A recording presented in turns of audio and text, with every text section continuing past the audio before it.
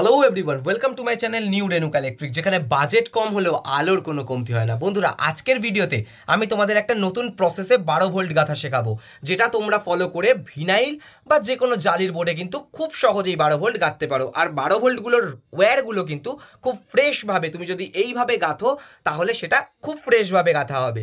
তাহলে চলো আজকের ভিডিওটা শুরু করো। এখানে দেখতেই পাচ্ছ এটা কতটা ফ্রেশ ভাবে করা রয়েছে, ঠিক আছে।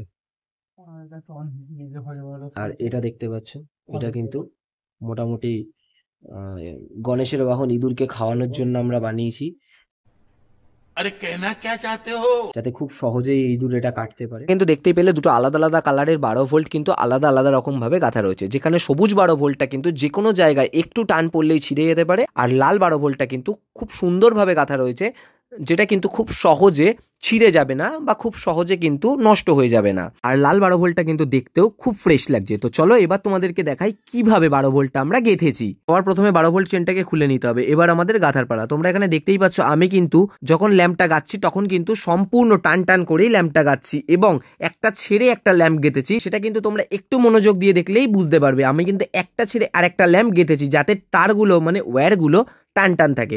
দেখো, প্রথমে আমি ফার্স্ট ল্যাম্পটা গেঁথে নিচ্ছি, এরপরে সেকেন্ড ছেড়ে আমি থার্ড ল্যাম্পটা গাচ্ছি এবং তারপর কিন্তু ফোর্থ ছেড়ে ফিফথে গাচ্ছি এবং রিটার্নে কিন্তু সেম প্রসেসটাই আমি ফলো করেছি। মানে তখন যে নাম্বারিংগুলো ফাঁকা ছিল সেই নাম্বারিংগুলোতে আমি আবার পুনরায় ল্যাম্প ভরেছি, আর এইভাবেই কিন্তু আমি আমার 12 ভোল্ট গেঁথেছি। তারপর তোমরা দেখতেই পাচ্ছ 12 ভোল্ট গাঁথাটা কতটা ফ্রেশ লাগছে। তাহলে তোমরাও কিন্তু আজকের পর থেকে এইভাবে 12 ভোল্ট গাঁথতে পারো।